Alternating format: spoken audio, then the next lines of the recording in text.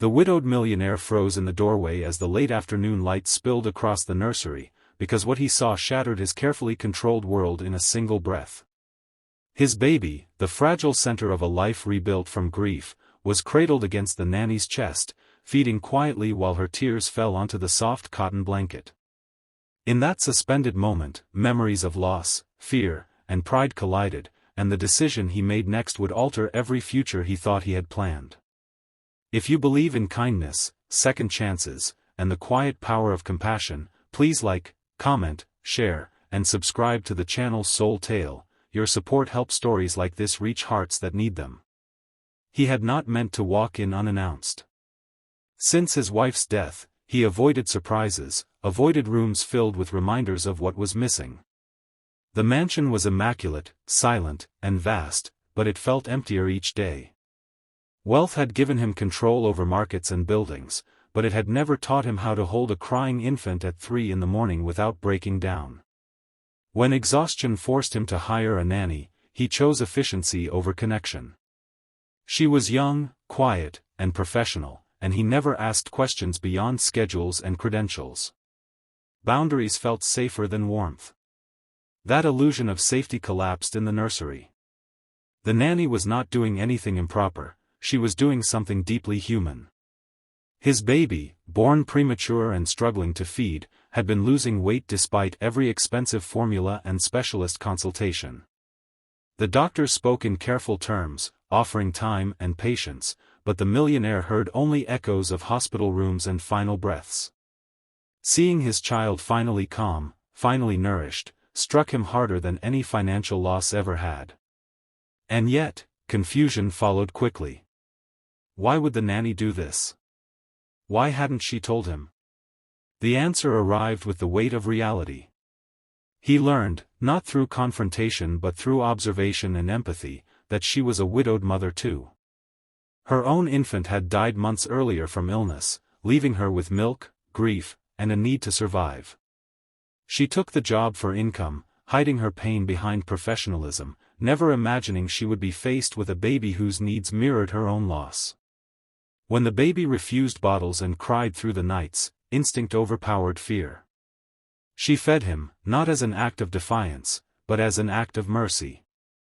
The millionaire struggled with anger and guilt in equal measure. He felt betrayed by the secrecy, ashamed of his initial suspicion, and devastated by the realization that someone else had given his child what he could not.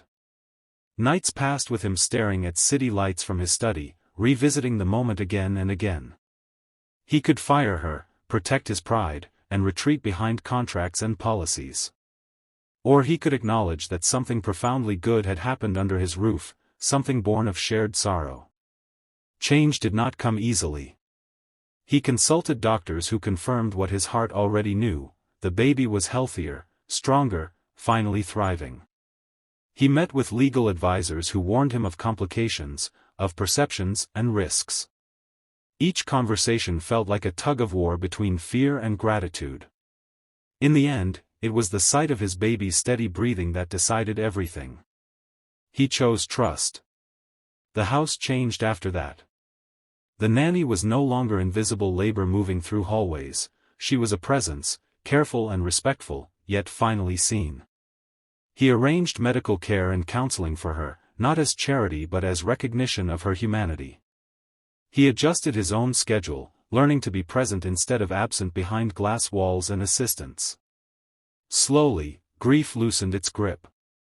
Meals were shared in warm kitchens instead of separate rooms. Laughter returned in small, cautious moments, like sunlight after a storm.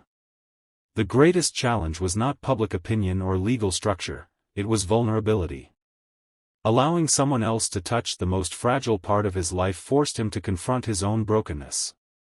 He learned that strength was not control, but connection. That love did not diminish when shared, it multiplied. The nanny, once weighed down by secret pain, began to heal as well. Caring for the baby gave purpose to her grief, and being acknowledged gave dignity back to her life. As months passed, the baby grew healthy and curious, reaching out with small hands that seemed to pull the adults toward hope. The Millionaire began funding programs for widowed parents, for caregivers carrying unseen burdens. He spoke less in boardrooms and more in nurseries, understanding that legacy was not measured in numbers but in lives quietly changed. Just before the ending, please comment below and tell us, do you believe one act of compassion can change an entire life? The moment that once shocked him became the cornerstone of a transformed family.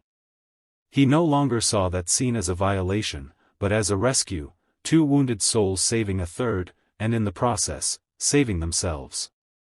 If this story touched your heart, if it reminded you that kindness can grow in the darkest places, please like, share, and engage with this video. Your support helps Soul Tale continue telling stories that heal, inspire, and remind us all what it means to be human.